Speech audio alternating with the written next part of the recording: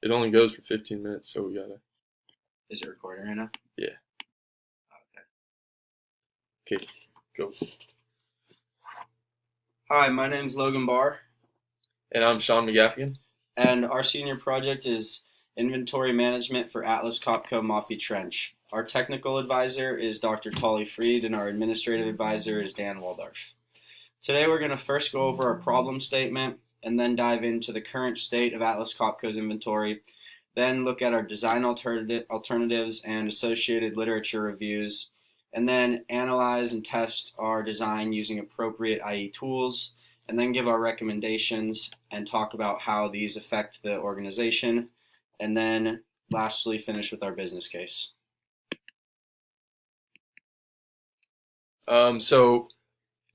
For our project, we focused on 3 different main parts.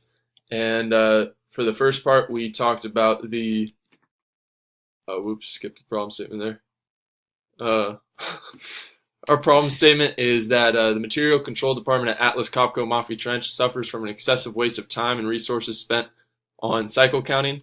Furthermore, the inherent volatility of oil and gas industry impels the Material Control Supervisor to purchase an excessive amount of inventory.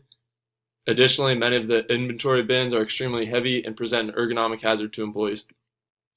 So for the first problem, we're going to talk about cycle counting process.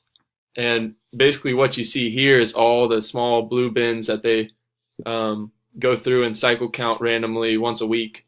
And so they'll come in at 5 a.m. and first they find a specified blue bin from the shelf, place it on the cart, and then they count a sample of 5 to 50 parts in order to get a sample weight per part. And then they'll dump the rest of the inventory items on the scale bin and get a count total. And so basically, we looked at eliminating a few of those parts of the process. So to give you some background, 1 to 2 employees come in early on Wednesdays. They count 50 inventory bins. And after doing a time study, we found that the actual process of counting and recording takes about 70 to 100 seconds. And this totals to about 1 hour spent on the actual counting and recording process. And this is the process that we focused on reducing. So for the alternatives, we first wanted to attack the small parts with a Kanban system. But after doing our due diligence and research, we found that there's some drawback to that because you have lesser inventory record accuracy there if you switch to a Kanban system. And the reasons for keeping a high inventory record accuracy we'll get into further on the final draft of this video. But it can include basically for tax purposes, especially because inventory accounts for a lot of the company's capital, and so you want to make sure that you have it right on the books. But also we're looking at a point of use inventory management system, which has many lean characteristics such as reducing motion and transportation of material, as well as allows the company to maintain lower inventory levels. And lastly, we want to improve the current cycle counting process. We want to look into that as a possible alternative. So for this new cycle counting process, we took out the counting of sample parts to get a sample weight, and instead we cataloged the weights from all of these inventory bins and put it into an Excel sheet. And basically this Excel sheet looks something like this, where you can enter in a part number and then you can enter in a total weight and it spits out the quantity count. So just as simple as that. And we're able to reduce the counting and recording process by about 87% per inventory item counted. So this saves us about 50 minutes on the cycle counting process, and there are the savings listed there.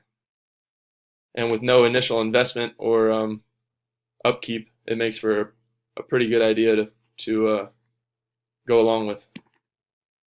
So for our current state of ordering, I put this picture on there. We wanted to highlight, Logan and I went in there just a couple weeks ago, And we went counting through some of the parts, and we were looking at the purchase orders, and purchase order dates were from 2014, 2015.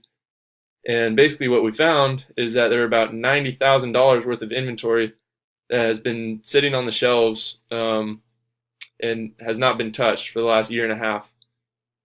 So some problems we wanted to look into. We wanted to look into what their given ordering cost is and given carrying costs, and kind of dial in on why they have such an excessive amount of inventory being held.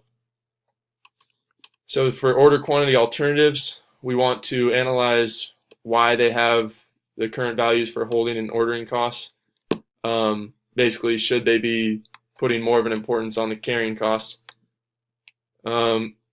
So we compare a few different algorithms: lot for lot, economic order quantity, period order quantity, and part period balancing, as well as bulk buying, which Atlas Copco mostly does. They mostly will just have an emphasis on purchase price and value order, because they don't have much of an emphasis on the carrying costs associated with inventory.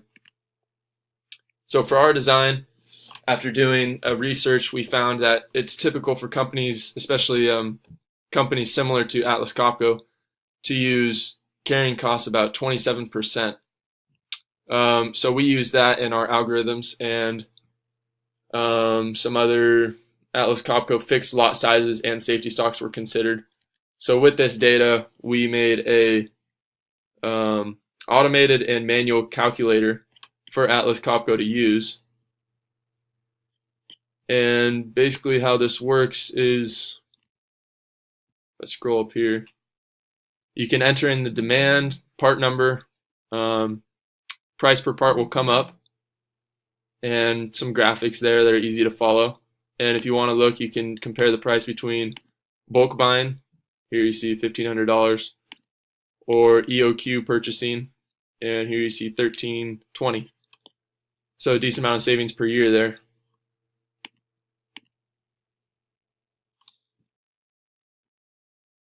So financial improvement, after looking at Atlas Copco's 2017 data, I found that they're spending an excessive amount more than what our algorithms are spitting out. So I compared 4 different part numbers and 2017 ordering data from Atlas Copco versus what their potential spendings would be with using this EOQ Excel sheet.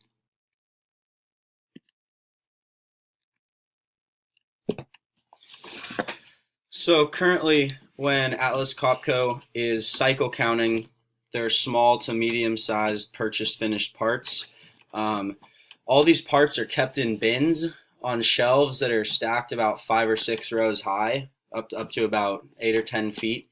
And the bins on average are 100 pounds, but they can exceed 150, almost reaching 200 pounds. And workers have already had injuries, back injuries in the past that have kept them out of work for over a year. So we decided to look into the ergonomic risks of cycle counting this way. And what we found when taking an average bin weight of 100 pounds is that more than 80% of their lifts are risky. And we use the Wisha lifting calculator to determine this, which takes into consideration all sorts of aspects of a lift, such as how high it is, how far you're stretching or bending over and moving your arms. And like I said, the vast majority of their lifts are ergonomic hazards. This is a picture, again, of what I was just saying, the bins that are kept on the shelves that are stacked about 5 or 6 high. And one of the other issues is that, as you can see, there's about 3 bins per row, and the middle bin comes out okay, but the left and right bin are blocked by the sides of the shelves. So to pull out a left or right bin, you have to pull out the middle one first, which just adds to the time and the strain of the lift.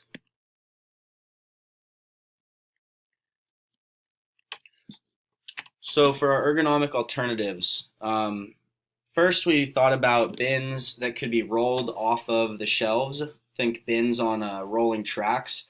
But to do this, to pull out bins that can reach almost 200 pounds, it might be a bit heavy, and mess up the shelving system.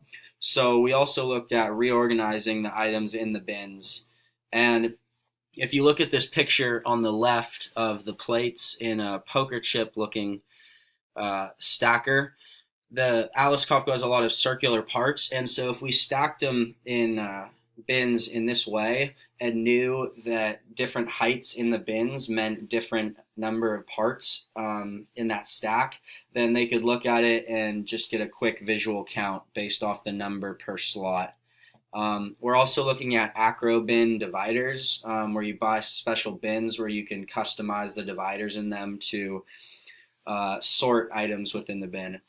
Lastly, we're looking at RFID, a study called the Methodology to Determine the Level of Automation to Improve the Production Process and Reduce the Ergonomics Index, found that automating processes reduces the ergonomic risk down to a low to moderate level, which our further research will prove.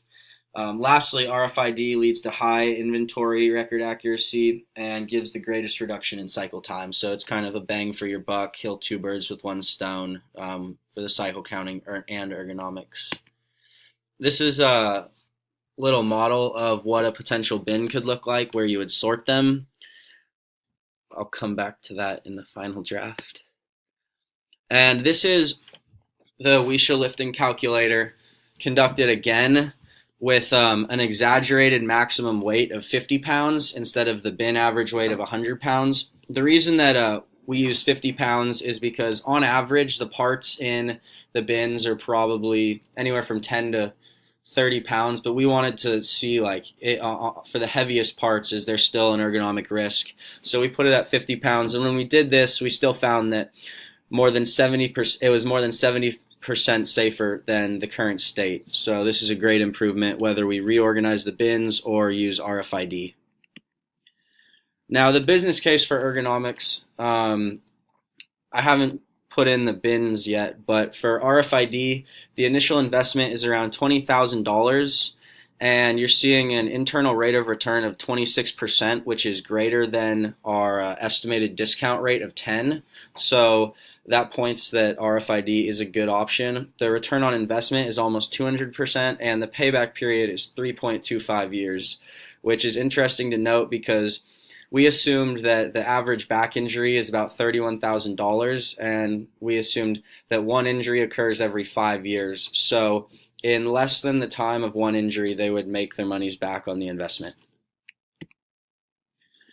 Finally, for cycle counting, until Atlas Copco switches to a point of view system, we recommend, we created for them a catalog of part weights to expedite the weighing of small parts during their cycle counts, and we would like to implement RFID for the heavy bins, which will also fit our ergonomic needs.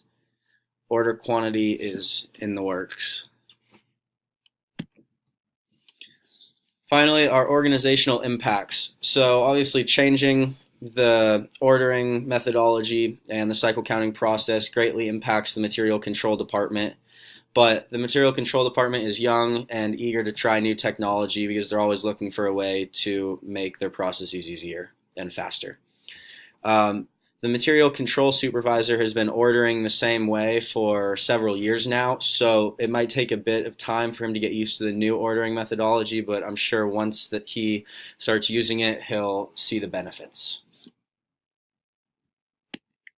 And that's it.